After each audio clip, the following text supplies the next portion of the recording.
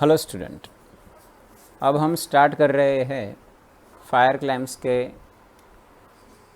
Clamps regarding जो question practical question जिसमें on the date of fire occurred godown में कितना स्टॉक है वो दिया नहीं जाता, तब हम कैसे सॉल्व करेंगे। सबसे पहले आपको फाइंड आउट करना पड़ेगा कि on the date of fire occurred godown में कितना स्टॉक था, फिर उस हिसाब से हम फायर क्लेम अमाउंट डिसाइड करेंगे। पहले क्वेश्चन को देखते हैं, समझते हैं, फिर उसका आंसर करते हैं। ये सब यूनिवर्सिटीज़ के क्वेश्चन हैं, यूनिवर्सिटी में से ही लिए हुए क्वेश्चन हैं। देखते हैं।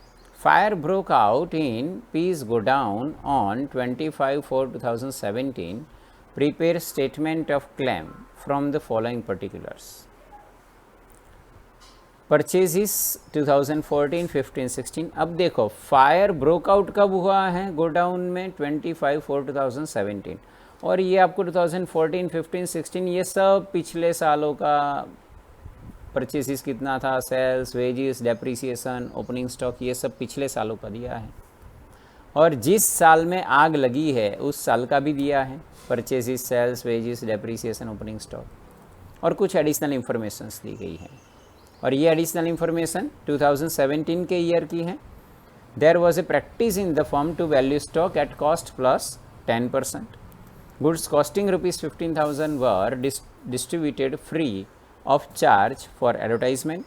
Goods costing ₹6,600 were given to a friend at a cost price.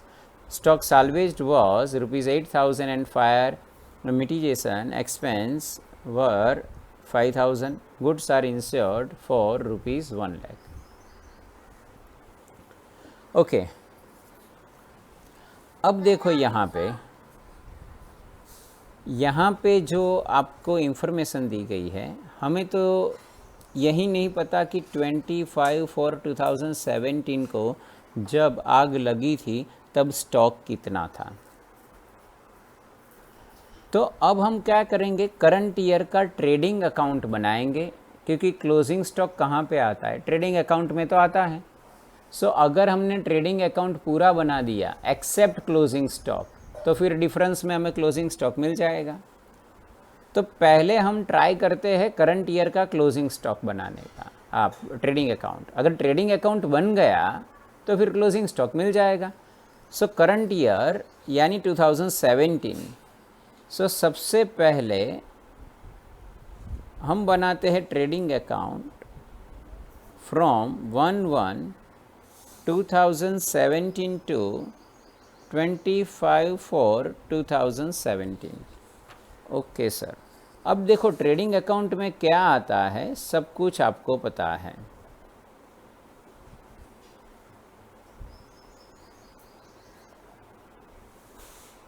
ये आपकी डेबिट और ये क्रेडिट साइड। ट्रेडिंग अकाउंट में सबसे पहले हम लिखते हैं opening stock. Okay sir, opening stock दिया हुआ है 66, लेकिन क्या लिखा था देखो, there was a practice in the firm to value stock at cost plus value stock की वैल्यू कैसे करते हैं, कॉस्ट प्लस 10%। देखो कॉस्ट प्लस 10%, इसका मतलब ये हुआ कि हमें एक वर्किंग करनी पड़ेगी। सपोज कॉस्ट वैल्यू है ₹100, हम क्या कर रहे हैं, उसमें 10% बढ़ा के हम उसकी वैल्यूएशन करते हैं, यानी वैल्यूड स्टॉक हमारा होगा 110। तो हम ये कह सकते हैं कि वैल्यूड अगर 110 है तो कॉस्ट उसकी होगी 100। आपका जो स्टॉक है यहाँ पे 2014, 15, 16, 17 सबका कर लेते हैं साथ में। 2014 ईयर में आपका ओपनिंग स्टॉक था 3,30,000, और ये कैसा होगा, 10% मोर होगा। तो सही में ओपनिंग स्टॉक की वैल्यू होगी, ये सब ओपनिंग स्टॉक है, सही में ओपनिंग स्टॉक की वैल्यू होगी 3 लाख। फिर उन्होंने क्या किया होगा, 10% बढ़ा के लिखा होगा ट्रेडिंग अकाउंट में 3,30,000। लेकिन अभी तो आपको पता चला ना कि ये सब गलत है, तो सही है वो कीजिए। फिर 2015 ईयर में 2,64,000 है, तो फिर इसकी सच में वैल्यू होगी 2,40,000। वैसे ही 2016 ईयर में 1,98,000 है, ये वैल्यूड स्टॉक है, लेकिन सही में इसकी वैल्यू होगी 1,80,000। और 2017 ईयर में ओपनिंग स्टॉक की वैल्यू 66,000 थी, लेकिन सही में इसकी वैल्यू होगी 60,000, क्योंकि उन्होंने क्या गलती की थी कि एक्चुअल कॉस्ट अगर 100 है तो 10% बढ़ा के वो लिखते थे। वैसे गलती नहीं थी, उनकी प्रैक्टिस थी फर्म में यही कि 10% ज़्यादा लिखना है, लेकिन आपको एक्चुअल कॉस्ट प्राइस जो भी है वो लिखनी पड़ेगी। तो अब 2017 के लिए हमारा ओपनिंग स्टॉक हो गया 60,000, सो हम लिखेंगे 60,000, 66,000 नहीं लिखेंगे। इसकी जगह चेंज क्या हो सकता है? हो सकता है कॉस्ट लेस 10%। कॉस्ट लेस 10% हुआ तो 90 to 100, जैसे 110 to 100 किया ना, उसकी जगह 90 to 100 करना है आपको। ओके, अभी और आगे देखते हैं। सेल्स गिवन है, परचेजिस गिवन है, तो लिख देते हैं 2 परचेजिस, और परचेजिस कितना 3,60,000। सेल्स भी गिवन है, बाय सेल्स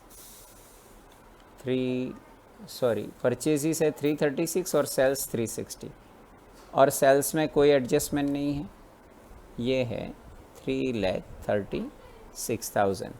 ओके, वेजिस है 44,000, टू वेजिस 44,000, फिर डेप्रीसिएशन है 8,000। लेकिन डेप्रीसिएशन तो कहाँ पे लिखा जाता है? P&L अकाउंट में लिखा जाता है, सो यहाँ पे तो डेप्रीसिएशन नहीं लिखेंगे हम, ओपनिंग स्टॉक हमने लिख दिया। और 1/1/2017 से लेके 25/4/2017 में क्या क्या चेंजेस हुए थे ये हमने कंसीडर कर लिया। चलो, number 2, goods costing ₹15,000 were distributed free of charge for advertisement. आपको याद होगा, जब आप गुड्स डिस्ट्रीब्यूट करते हो एज फ्री ऑफ चार्ज या फिर एडवर्टाइजमेंट के लिए, तो आप वो परचेसिस में से माइनस करते थे। सो परचेसिस में से हम इसको माइनस करेंगे, गुड्स डिस्ट्रीब्यूटेड एज सैम्पल्स, और कितना दिया 15,000, और goods costing 6600 were given to a friend at a cost price. देखो, अगर कॉस्ट प्राइस से दिया है तो वो तो परचेस प्राइस ही हो गई आपकी, तो यहाँ से माइनस कर देते हैं। So goods given to friend, और वो कितना 6600। ओके, सो 336 में से 15,000 और 6600 दोनों हम माइनस कर देंगे। सो आपको अमाउंट मिलेगी 3,14,400। ओके सर, सेल्स आ गया, ओपनिंग देखो, ओपनिंग स्टॉक भी था, परचेजिस, सेल्स, वेजिस, डेप्रीसिएशन लिखना नहीं था, और ये सारे एडजस्टमेंट ले लिए। ये तो क्या है, कितना स्टॉक आपने बचा लिया, और फायर मिटिगेट एक्सपेंस कितना हुआ वो है, एंड गुड्स इंश्योर्ड वैल्यू। यानी करंट ईयर में जितना ट्रेडिंग अकाउंट में हमें पता था वो लिख दिया। अब मुझे बताओ, मुझे क्लोजिंग स्टॉक चाहिए। क्लोजिंग स्टॉक मैं कहाँ से लाऊंगा इस डेट को, क्योंकि यहाँ से यहाँ तक जितने ट्रांजेक्शन्स थे वो लिखे, लेकिन एक ट्रांजेक्शन है जो अभी बाकी है, कौन सा, ग्रोस प्रॉफिट। जब तक मैं प्रॉफिट नहीं लिखूंगा तब तक, क्योंकि जितना सेल्स होगा उसमें प्रॉफिट होगा मेरा। सो जीपी यहाँ पे लिखूंगा, फिर इसका टोटल करके अगर मैंने डिफरेंस लिखा तब जाके स्टॉक मिलेगा। सो जीपी कितना होगा, और इसीलिए आपको ये पास्ट ईयर्स की इंफॉर्मेशंस दी जाती है कि पास्ट ईयर्स के भी ट्रेडिंग अकाउंट बनाइए, पास्ट ईयर्स के जीपी निकालिए, और उस जीपी की जो एवरेज होगी उसको करंट ईयर में आप करंट ईयर में वो कंसीडर कीजिए, इसलिए पास्ट ईयर की इंफॉर्मेशंस दी जाती हैं। अच्छा सर, पास्ट ईयर्स की इंफॉर्मेशन हमें किस लिए दी जाती है? जीपी कैलकुलेट करने के लिए, जीपी ग्रोस प्रॉफिट कैलकुलेट करने के लिए उसका कितना परसेंटेज होगा, पास्ट ईयर्स में हमने कितने परसेंटेज से सेल्स किया होगा वो। तो अब हम ट्रेडिंग अकाउंट बनाते हैं, लेकिन ये पास्ट ईयर्स के होंगे, 2014, 2015, 2016, 2014, 2015, 2016। ओके,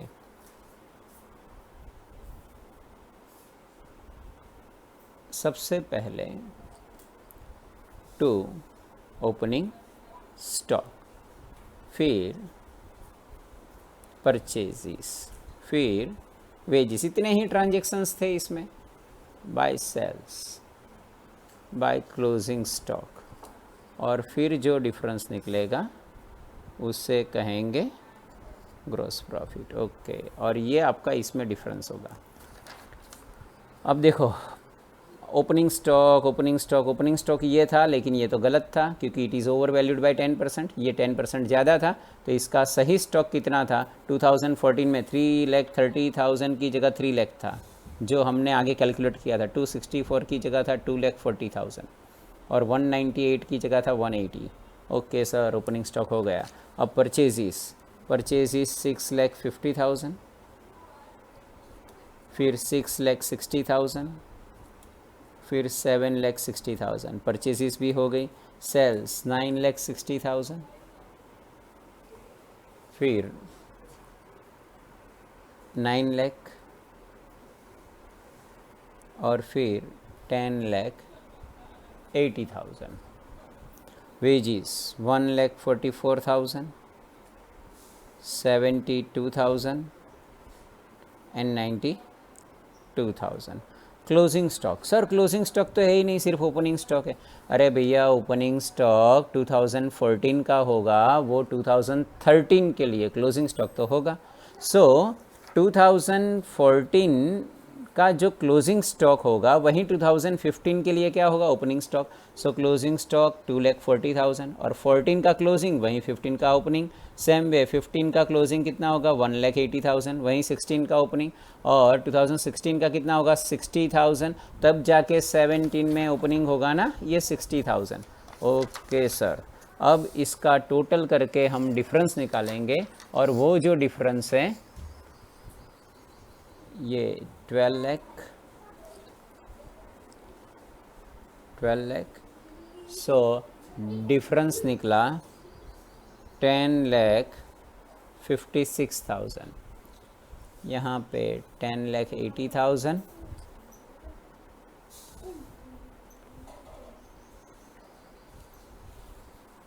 डिफरेंस निकला 1,08,000, टोटल 11,40,000,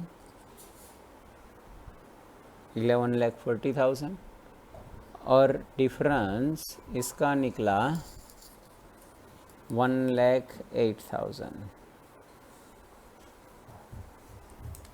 ओके सर, यानी पास्ट ईयर्स का आपको जो रिकॉर्ड दिया गया था उससे आपको ट्रेडिंग अकाउंट ड्रॉ करके जीपी निकालना है।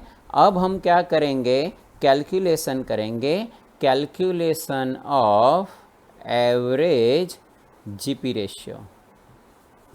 अब जीपी कैसे कैलकुलेट किया जाता है? जीपी रेशियो, तो GP gross profit upon sales into 100। So 2014 year GP कितना था? 10,56,000। सेल्स कितना था?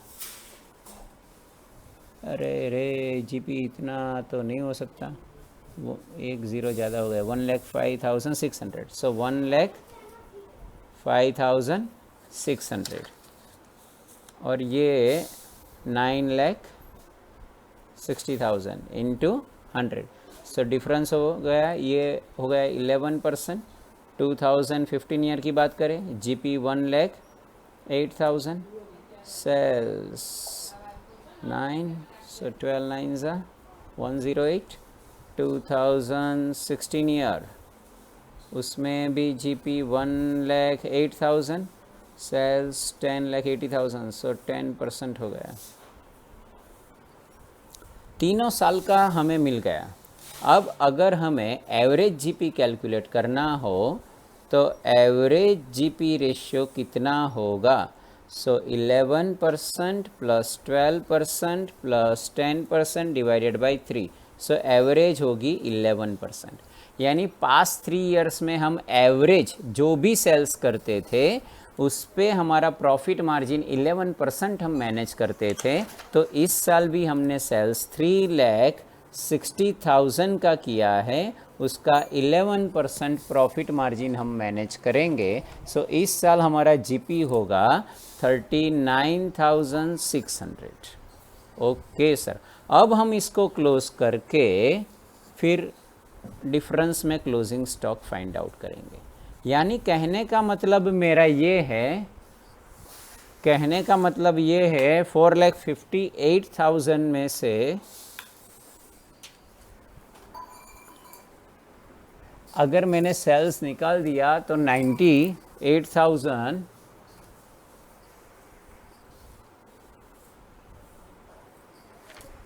ये आपका क्लोजिंग स्टॉक हो जाएगा। तो देखो ये मेहनत क्यों की? ये मेहनत इसलिए की कि fire broke out in peace godown on 25/4/2017। इस दिन को आग लगी थी, लेकिन जिस दिन को आग लगी तब कितना स्टॉक था वो हमें पता नहीं है। इतना पता है कि हमने इतना सेव कर लिया था, 8,000 साल्वेज्ड, लेकिन स्टॉक कितना था वो तो पता होना चाहिए, तब जाके हम क्लेम कर पाएंगे। सो बहुत सारे क्वेश्चंस इस कैटेगरी के होते हैं, इस कैटेगरी के। और इसके लिए आपको क्या करना पड़ेगा? करंट ईयर का ट्रेडिंग अकाउंट ड्रॉ करना पड़ेगा। करंट ईयर का ट्रेडिंग अकाउंट अगर आपने ड्रॉ किया तो फिर उसमें से आपको जितनी इंफॉर्मेशन है वो लिखते जाइए। फिर जीपी नहीं मिलेगा। अच्छा, जीपी नहीं है तो पास्ट ईयर्स की इंफॉर्मेशंस दी जाएगी ऐसे, और पास्ट ईयर की इंफॉर्मेशन बेस पे आप ट्रेडिंग अकाउंट ड्रॉ कर लीजिए। और ट्रेडिंग अकाउंट ड्रॉ करके पास्ट ईयर्स का जीपी निकालिए। फिर वो जीपी कितने परसेंटेज आया वो देखिए, उसकी एवरेज निकालिए, और वहीं जीपी के परसेंटेज करंट ईयर कंसीडर कर लीजिए, और फिर इसको बंद कीजिए। डिफरेंस में आपको क्लोजिंग स्टॉक मिल जाएगा। ओके सर, अब स्टेटमेंट डिस्कस कर लीजिए कि कैसे हम बनाएंगे। तो अब देखो statement, so statement showing amount of claim. So अब हम स्टेटमेंट ड्रॉ करेंगे।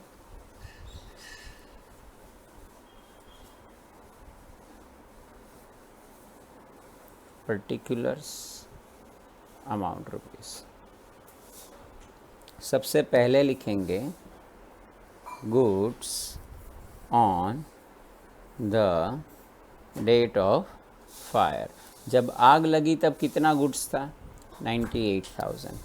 फिर इसमें से माइनस करेंगे साल्वेज गुड्स कितना साल्वेज किया था हमने? स्टॉक साल्वेज 8,000, या फिर गुड्स सेव्ड या गुड्स साल्वेज्ड, यानी हमारा डिस्ट्रॉयड गुड्स कितना था?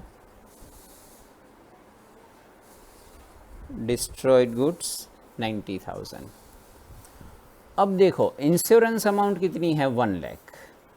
इंश्योरेंस अमाउंट कितनी है? 1 लाख। स्टॉक हमारा कितना था? 98,000। तो याद रखिए एवरेज क्लोज कब अप्लाई किया जाता है, ये इसके आगे मैंने एक लेक्चर अपलोड किया हुआ है, उसको देखिए आप। एवरेज क्लोज कब अप्लाई होता है, कब अप्लाई नहीं होता? एवरेज क्लोज तब अप्लाई होता है जब आपके इंश्योरेंस की अमाउंट आपके स्टॉक वैल्यू से कम हो, तब ही एवरेज क्लोज अप्लाई करना है। सो स्टॉक वैल्यू कितनी थी? 98,000, और इंश्योरेंस की अमाउंट कितनी है? 1 लाख। तो ये तो ज़्यादा है। सो ज़्यादा अमाउंट का इंश्योरेंस निकलवाया तब कोई दिक्कत नहीं है, तब एवरेज क्लोज अप्लाई करने की ज़रूरत नहीं है। But average clause is applied when insurance amount is less than the value of stock on the date of fire.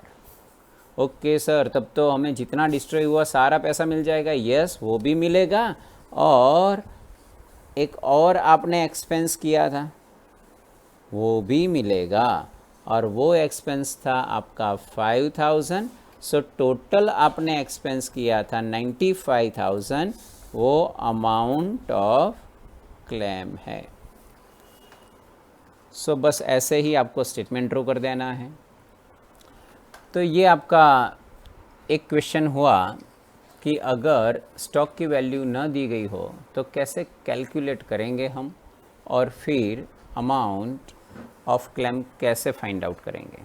Okay students, next session में भी ऐसा ही क्वेश्चन, लेकिन उसमें सेल्स भी नहीं है, परचेजेस भी नहीं है, तो हम कैसे कैलकुलेट करेंगे। सो कुछ अलग पॉइंट से मैं ऐसा ही क्वेश्चन लेके आऊँगा। सो नेक्स्ट वीडियो ज़रूर देखना। मिलेंगे नेक्स्ट वीडियो में। All of you goodbye, take care.